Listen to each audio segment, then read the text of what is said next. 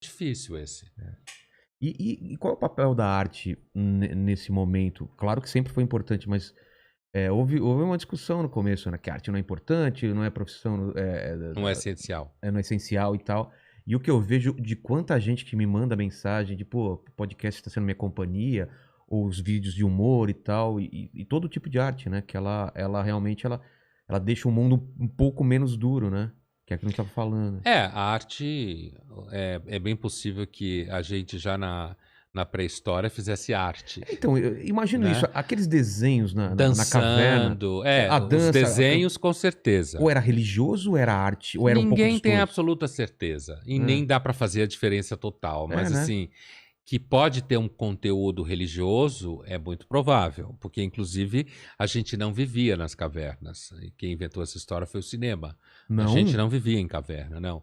Porque se você vivesse em caverna, não tinha pra onde fugir, inclusive. Ah, Você estava é? preso. Nem pra dormir, será? Não. Isso não significa que a gente não dormisse se não tivesse Ah, lugar. sim, sim. Mas a nossa opção era muito mais viver em cima de Ah, montes, tá. viver atrás de grandes pedras, né? Ou um ambiente como tem em muitos lugares onde a gente tem achados pré-históricos, que não é propriamente uma caverna. Você tem uma cobertura uma de cobertura. pedra natural, onde você fica, mas é completamente vazado. Tá, você só Porque fica tinha uma questão de protegido. poder, mas tinha que ser alto, né? Ah, tá, pra Pra você ter poder uma visão ver do que privilegiada. está chegando. Entendi. Mas essas cavernas essas pinturas são em cavernas profundas, Totalmente né? escuro, né? Escuro. Você, tipo assim, eu entrei para fazer isso, É, né? E muitas delas super apertadas. exatamente. E tem figuras de animais, tem a mais famosa de Lascaux, tem uma pintura de uma figura xamânica, porque é meio bicho, meio gente, e a gente sabe que muitos xamãs usam cabeça de animais e tal. Então é possível que tivesse um elemento religioso. Apesar de que na época, a religião não é o que a gente pensa hoje, não era uma área da vida, estava misturado com tudo. Então, Era mais o quê? Era um medo da morte, um medo de acontecer alguma coisa? da onde vem a religião a gente não sabe, mas é possível que venha do medo da morte, de doenças, de pessoas terem remédios, de pessoas que faziam previsões e falavam que ia acontecer coisas, normalmente coisas que podem acontecer, então você fala e os outros Não, acham que é previsão. E de sonho também. Imagina a cabeça deles. Sonhos com mortos, o que pode indicar que a pessoa continuava viva depois de morta. O mundo era muito escuro, tinha pouca luz, certo? Então, isso que a gente chama religião hoje, ela provavelmente nasceu na pré-história de forma não sistemática. Entendi. De forma não organizada. Pessoas esquisitas que você achava que estava tendo alguma ação sobrenatural, hoje a gente chamaria de epiléptico. Então, assim... Fenômenos naturais, né? Eclipse. Que a gente não conseguia explicar. Barulho no céu, tipo trovão. Exatamente. Né? Fogão que explode, vulcão que explode, quer dizer... Então, isso tudo provavelmente tem muito material sobre religião na pré-história e a teoria basicamente é essa, quer dizer, surgiu da nossa própria condição cognitiva, das perguntas que a gente faz e principalmente das respostas que a gente não consegue dar. Porque é disso que a religião se alimenta. Exatamente. Dessa lacuna, né? De respostas que a gente não consegue dar. Exatamente. Mas a arte, voltando à arte, ela quando ela surge com o mesmo propósito de hoje, de você ter a realidade, e a realidade não é o bastante pra gente, a gente precisa criar coisas que sejam mais do que a realidade, é isso? Então, é possível que isso que a gente chama arte, que na realidade a gente começou a refletir sobre ela no século XIX, sobre essa história de estética da arte manifestações? E tal, a teoria da arte, né? A filosofia da arte. Agora, é como eu dizia no começo, provavelmente a arte nasceu misturada com religião, por exemplo.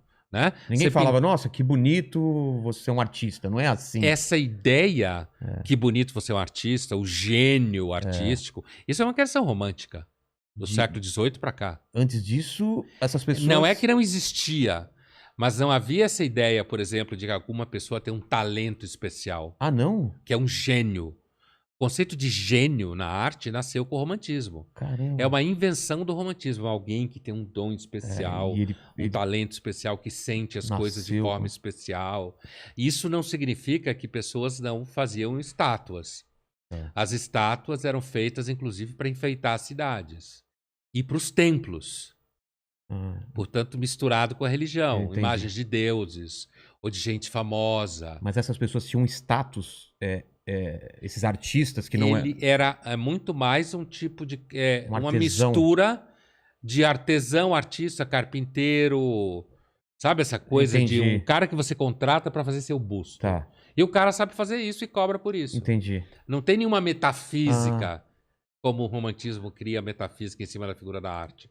E aí, se a gente for perguntar qual é a função da arte, é você tornar objetivo determinados conceitos que a gente tem na cabeça.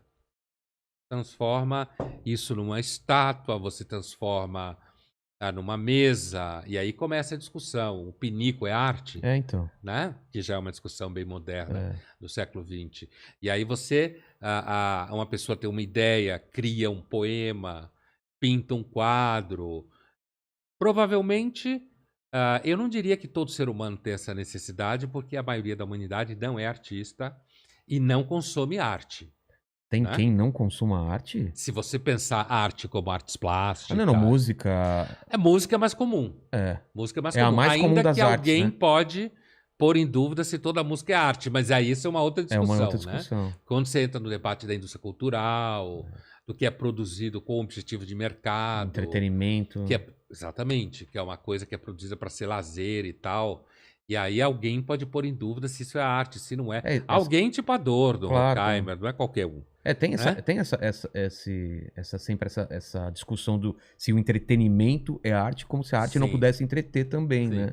Pode, mas a ideia desses críticos é se é feito para divertir, então não é arte. Entendi. Se tem um objetivo, que é ganhar dinheiro...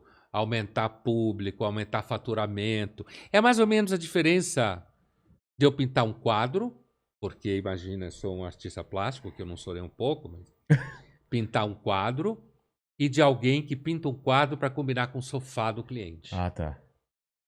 Entendeu? Entendi. Mesmo que esse quadro seja bonitinho. Entendi. Mas eu pintei sobre medida para combinar com a loja... E é uma linha de trabalho, né? Tem gente que ganha a vida assim, né?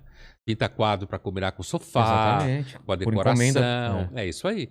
Aí vai ter gente que vai dizer, esse cara não é artista. Isso também para cinema, para música também tem gente que faz a música em cima do que tá vendendo e tem gente que faz a música totalmente pessoal. E talvez não venda para ninguém e desapareça. Exatamente. Essa ideia do artista pobre, né? Sofrido, mas é o cara que é isso fiel é uma ideia sua... romântica. É uma ideia romântica, fiel aos seus princípios. Assim como a pessoa que morre de amor. Porque não se vende. Ele não aceita qualquer coisa. Caramba. O romantismo, ele é bem isso aí. A gente tá mais românticos hoje em dia? Tá mais para esse princípio ou a gente tá mais cínico? O romantismo é um movimento de uma época, né? Final do XVIII e ao longo do século XIX. É um movimento que surge como efeito da industrialização, do crescimento da burguesia, da urbanização, do esvaziamento da vida rural, da artificialização da vida pela técnica. E a crítica a isso, o mal-estar com isso, a ideia de que isso faz mal, como o livro da Frankenstein da Mary Shelley. Exatamente. Que isso é um monstro, que isso faz mal. E todas aquelas histórias de amor em que as pessoas não se vendem, não casam por interesse e sofrem por causa disso. Então, ficam doentes, né? Inclusive porque tinha muita tuberculose na época, né? Então morria-se muito jovem. E a ideia de que você tinha que se encontrar no escuro, na chuva, ao relento e adoecia, né?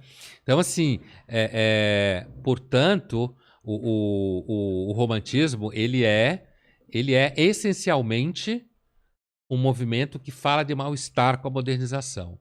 Hoje a gente está em outra época.